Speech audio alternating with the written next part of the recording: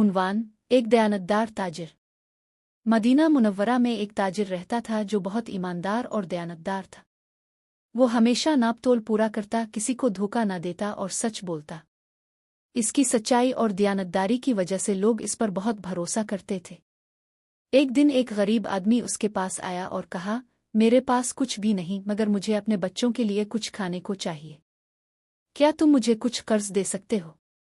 تاجر نے مسکراتے ہوئے کہا، بھائی، اللہ کی راہ میں دینا ہی اصل کمائی ہے۔ تم جتنا چاہو لے جاؤ اور جب تمہارے پاس ہو تب لوٹا دینا۔ وہ آدمی بہت خوش ہوا اور دعا دیتا ہوا چلا گیا۔ کچھ دنوں بعد وہ شخص دوبارہ آیا اور قرض واپس کر دیا۔ وہ کہنے لگا، اللہ تمہیں اس نیکی کا بہترین اجر دے۔ تمہاری دیانتداری اور سخاوت نے مجھے ایمان کی روشنی دکھا دی۔ یہ سن کر تاجر نے کہا، ہمیں چاہیے کہ ہم معاشرے میں بھلائی پھیلائیں تاکہ دوسروں کو بھی نیکی کی راہ ملے۔ دیانتداری اور ایمانداری نہ صرف کاروبار میں برکت کا ذریعہ ہے بلکہ آخرت میں بھی کامیابی دلاتی ہے۔ یہ کہانی ہمیں سکھاتی ہے کہ سچائی، دیانتداری اور دوسروں کی مدد کرنا ایک اچھے معاشرے کی بنیاد ہے۔